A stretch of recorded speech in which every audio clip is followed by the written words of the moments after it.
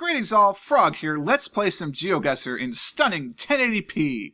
I have recently switched over to recording videos in 1080p. This is the first GeoGuessr that I have done so. I tested it with a Binding of Isaac episode, and it looks the same as 720 because basically Binding of Isaac, that's the level it is. But the CK2 looks really good. I haven't played EU4 yet in 1080p. I mean, I've played it in 1080p, but I haven't recorded it in 1080p, so we'll see what it looks like when it plays back through the YouTube channel. But starting yesterday with my 9 AM Binding of Isaac video, because the test went well and the file sizes are not significantly bigger, I've been recording in 1080p. Unless, you know, OBS is lying to me and my video software is lying to me and it's not actually 1080p, and in that case I would be disappointed. But it says it's 1080p, and we'll see. You know, if you like it at 1080p, if you can watch it at that resolution, there you go. We're here now. And the other thing that it allows me to do, finally, is that I can view with my whole monitor, so I can go into full screen mode with Google Chrome, and we could just actually watch this with nothing cut off. So I'm really excited about the fact that the full display will be on here. It won't show my address bar or any of that business. So here we go. We're going to start a challenge. It's a World Minute 3 challenge. It's a World 3-minute challenge. All right, we are on a dirt road, temperate climate. Fields possibly fallow. Looks like there could be some buildings over that way. There are definitely buildings over this way, so let's check this first. Trains, definitely going by. An electric train, whether it's an electric train system or using the electric for the electric signals, I do not know.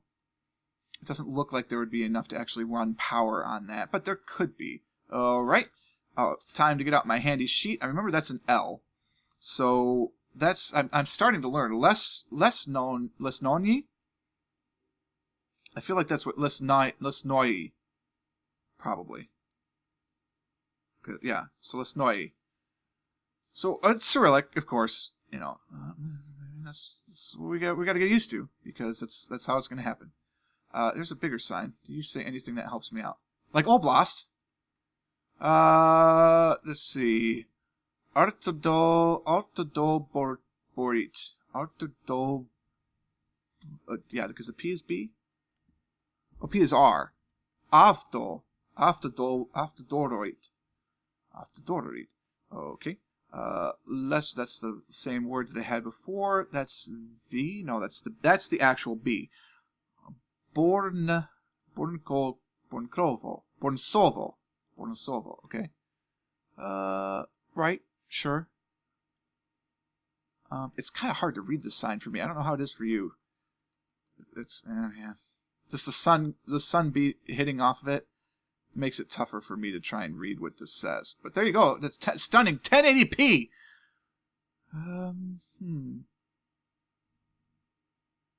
Yeah, I'm not sure, guys. This looks like it's a date, maybe? Or something. I'm not sure. It's like maybe some sort of, there's going to be a project, or this is, I don't know.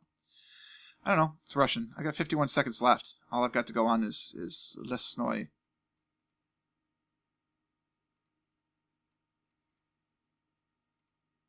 I mean, it certainly looks like a smaller road. There's some community, like, this could be anywhere. It's temperate, but not necessarily. I'm already out of Lesnoi. 25 seconds. Not helpful. Okay, so I'm gonna guess that we're like in the Novosibirsk kind of area, which is not that bad actually. I'm on the other side of Kazakhstan, but that see this is what I'm talking about. Like if you're looking at the Mercator projection, there's your latitude line. That's one of these things. That's the kind of latitude I was thinking about that we were in. So it's the right kind of idea.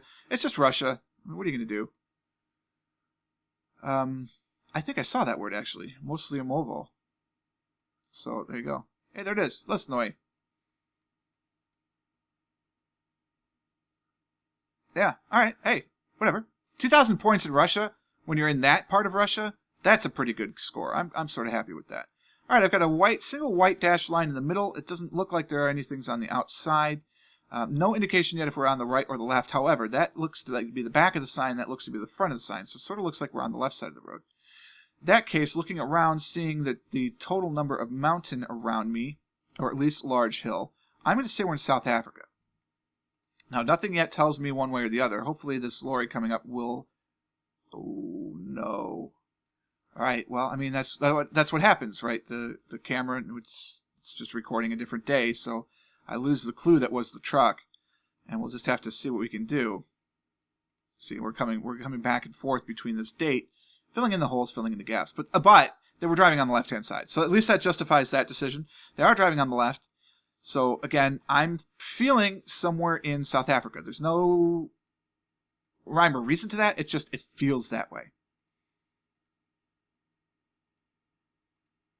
Probably of all the games I play, this is going to be the one that benefits the most from 1080p, which sounds so bizarre. But I don't play a lot of really high frame rate types of games. That's the other thing. I'm doing 1080p with 30 frames, so that's part of why the file size isn't any better. Because what am I going to need to play at 60 frames a second? GeoGuessr? No, obviously not. Am I going to need to play Factorio at 60 frames? I could. The capability is there. I think, actually, it plays on the computer at 200 frames a second. But that doesn't seem right, but I can't come up with anything else. Is there supposed to be a broken down car here somewhere, or you guys are just on walkabout? I don't know.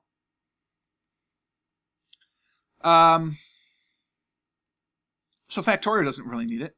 You don't need to play EU4 or CK2 at 60 frames a second. You know, there's nothing happening that fast that you're going to lose at 30 frames a second. Nothing. Like I said, this game definitely doesn't need to. Yeah, we are in South Africa. Our 633 Victoria West is 60 kilometers to our west. So if we see Victoria West, we'll go for it. I know the 633 I'm not going to be able to find because that's just kind of crazy. We know we're not on the east. We're at least 60 kilometers from the west coast. I mean, we're not on the west. I've got 30 seconds here to try and find Victoria West. It's kind of funny. That's the name of a drag queen in Columbus. Like, very famous. At least for us. I don't know if she's famous outside of whatever, but of our area. Yeah, I don't know. We'll just go by Bloemfontein. Not horrible. It was a little farther south than that. There's Victoria West. Yeah, 633. That's the R63. It was just the R63, and it was kind of blurry on the camera shot there. But that's okay. It's a good start. Again, I mean, South Africa's great. All right, bad camera. Looks kind of like the Midwest, the American Midwest. When I say that, it's capital M. So I'm thinking, certainly it could be the United States. Lee Turner Road, that's an American type of sign. I've got all these post boxes, again, in the American style. So I'm definitely thinking that we're in the United States, could possibly be Canada. Southern Ontario, Alberta, Saskatchewan, those types of things. Let's see. There's a rear plate. It looks like a red, white, and blue striping to it. I know that's part of Ohio, but then they would have had a front plate. Where else were we recently that had that striping pattern? Missouri, I believe, also has that striping pattern. This could very easily be northern Missouri. So if we have to guess that, we certainly could do so. I'm not going to look around too much because I just want to try and get off this road and get to one that was a better camera. Like, that's a house for sale, but it's not really going to help me because I can't tell what's going on. Gorgeous area, though. Looks kind of like mid-Michigan almost. Wisconsin, Minnesota. Heavily forested. I love places like that. I would live completely in an area like this. My wife would not enjoy it, but I would enjoy it quite a bit. I like the forest. She wouldn't have any problem with the forest, as it were, but generally if you're going to be in this type of forested area, it tends to be a much more temperate climate with snow, and she does not like snow. She skis, but it's one of those things like she loves to go outside, ski, and then go into the chalet where it's nice and warm and have some hot go-go. Right? I don't ski because I don't see the purpose of flinging yourself off of a very good mountain in just wearing slats. I would sit down at the chalet waiting for her, of course, in the hot tub, preferably. I just, I like snow. I like to be in a climate that has snow. We were talking about this the other day. If we won the lottery, what would we need? First off, or what would we do rather, where would we live? We would certainly live outside of London. The hardest part for that, of course, is that we'd be nowhere near our family, which is difficult. And, it's an expatriate situation, but I think we could be fine. I'll talk to CGP Grey maybe and say, hey, we're going to come over and do what you did. Any advice? But of course we won the lottery, so It's not like we'd have to really worry. I'm guessing Missouri, by the way, if we're not done here yet, because I've got nothing else to go on. Absolutely nothing. So northern Missouri, like I said, is just as good to me as any other place. Well,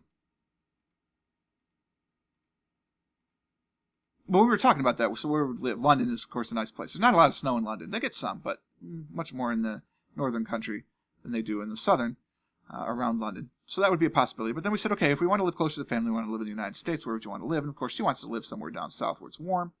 I personally would like to live somewhere up north where we get the seasons. We're going to go actually mid-Missouri here. Make our guess. Yeah, that's pretty good. Was it Illinois? Indiana. Okay, yeah, I mean, but it's all that same idea. It's that temperate sort of region. We were just outside the Brown County State Park. Lovely. And we decided, as I have some juice here, pardon me, is probably Virginia would work out well for us because there's still some snow, but it's still also warm. Sweden? I mean, immediately I think Sweden. Oh, yeah, Swedish flag. Absolutely. So we're in Sweden. Now we just have to narrow it down. Good. That was great. Great first opening. Let's see if we can't do some magic here. This appears to be like a campground. Or like a wilderness resort. Building another one right there. That's kind of cool. I like that. Be nice if we had like this is a X campground here. Thank you for staying. I'm not sure I'd be happy in Virginia either, to be honest with you. It'd probably be okay. My thing is I like being within comfortable distance of my family. And as she points out, look, we won the lottery. How hard would it be to fly out there? Yeah, I mean, it's true. Whoa. Wow. My Canadian came out there right a second. Did you catch that? And it's true, we could do that, but what? I don't know. It's tough to say. You could make that same argument from London. It's just a 6.5 hour flight to Detroit. You win the lottery, you certainly could fly first class. There's no question about that. I'm going to go this way because I think I see some more taller buildings up there. So, you win the lottery, you fly. I suppose you could do that. We did some calculations, or at least I did some calculations. We decided, look, right now we make significantly less than $200,000 a year. American, of course. So at $200,000 a year, we could probably live fairly comfortably. All right. So that includes, we'd have to pay for everything. Housing, property taxes, airfare, everything that you wanted to do in a year for $200,000. And that seems to me reasonable, right? So what kind of income or what kind of lottery would you need to hit to be able to survive for $200,000 a year for the rest of your life? I'm thinking southern Sweden at this point, by the way. Kind of mid, just north of Stockholm. Because of the clay. So what would you need? And we decided, well, look, okay, I'm 4 years old, and really another 60 years would be great. That's probably longer than my life expectancy. So at 60 years, that's what you would need to do. So you figure 200,000, that goes into 1,000,005 times, of course. 60 years would be 12 of those. That's only $12 million for us to live together comfortably on $200,000 a year. And these lottery prizes, now, of course, I'm not planning to win the lottery, right? This is all a dream. This is what you do in America when you realize that your life is garbage and you're not going to make a ton of money and you're just going to have to live out in a upper lower class or lower middle class lifestyle. Granted, I know I'm making videos on YouTube right now, so it's not like my life is that hard. Like in Uppsala. Okay, it was farther north, but that's not horrible. We were just outside the lovely town of Drevdagen. Right outside the restaurant Fjorbjorken. Highly recommend. And we've decided, oh, God, Australia? Really? Oh, man. Okay, that's fine. All right, we can make it work. What we decided is that number, okay? So $12 million. And if you think about that, your typical multi-state lottery in the United States anyway, the Powerball resets now at $40 million. The Mega Millions resets at $20 million, but they're redoing the Mega Millions. I think it's going to reset at $50 million, but the chances of winning are even less. Driving on the left-hand side. Nothing that says it's not Australia yet. So, you win the base prize. In the United States, you have the option to take an annuity or to take it in one lump sum. The answer is obviously take the one lump sum because you can do better in interest on the open market than you can do in the state lottery fund. Plus, you don't know if the lottery is going to be solvent 20 years from now. Believe me, it's going to be solvent 20 years from now. But that you still get a better interest rate if you invest it yourself. So you take the one lump sum. The one lump sum is about 70% of the total prize that's announced. So you win your base $40 million prize, for instance. To get 70% is $28 million. Okay, $28 million. In the United States, it's approximately 45% taxes. It's like 42 and some change between the federal and state and local taxes that you'd have to pay on your jackpot winnings. So you pay 45%, which means you're left with 55%, right? Well, 50% of 28 million is 14. Add another 5% is 1.4. So you're looking at $15.4 million. And you want to survive. Again, this is not making money. You don't have a job. You don't do anything. You're just a layabout surviving on the money that you won from the lottery. You could make it there at that $14 million for 70 years. Okay, that's a significant amount of time. So it's 15.4, right? And you get that winnings at 15.4 million. You can spend off the get $3.4 million of it. Just off the get. Now, this is after taxes, right? There is nothing that's going to let me know where the hell in Australia I am, by the way. I'm so totally boned. And what's frustrating, well, no, they were driving on the left. Because I was going to say, this could be the American Southwest, too. So, I mean, I'm thinking northern Victoria. No, I'm thinking eastern, western Australia. That's what I'm thinking at this point. Based on what I see. Oh, no, that's kind of a taller elevation, though. I don't know. But you could still spend $3.4 million off the top. And then you just have to make sure that whatever you buy, if it comes with recurring costs, like a car or a house or something like that, that you can fit that into your $200,000 a year budget. How do people go bankrupt when they win the lottery? Seriously. I mean, I know how, because they just spend and spend and spend and spend, but that's ridiculous. You do the math, you figure out, okay, I want $200,000 a year for life, because frankly, that's pretty darn awesome. Oh, I have 4 seconds left. There we go. Just to get a guess out there. Wow, that was barely in time. It was Western Australia. Right by Newdigate. So you got to figure, right, come on. Do the math, $3.4 million, that buys you a lot. First off, you don't need a giant home. If it's me and my wife, we're not planning on having kids. So just the two of us, a simple 1,700 square foot home with a basement would be plenty good for us. In the basement, we could have a little recording studio because we won the lottery, right? Anything could happen. Have a nice little recording studio because we're both musicians.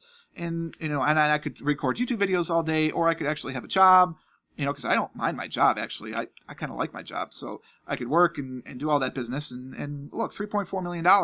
You buy a nice modest house, that 1,700 square foot with a basement. If you build it yourself on land, you're going to be looking at, if you get the best components, probably $200,000 to $300,000. All right, so we're down to $3.1 million. You buy a car. I'd like a Tesla. My wife would like a Mini, so that's another $150,000.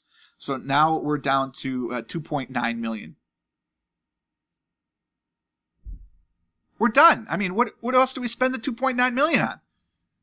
Nothing. So you add that on top of all of your yearly business, and I mean, just think about that. Amortize that over 60 years. That's another $40,000 a year. Now you're living at $250,000 a year. It's amazing. Anyway, I hope you enjoyed this episode of GeoGuessr. It was a little bit off the commentary path for me, but it's just, I guess, what was on my mind. So let me know if you liked it or not. It's a little bit different. The 1080p, hopefully you got some nice crisp graphics in there and enjoyed that. If you did like it, click the like button. It really does help a lot, and I do appreciate all the support.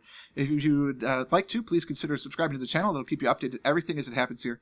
And until next time, cheers.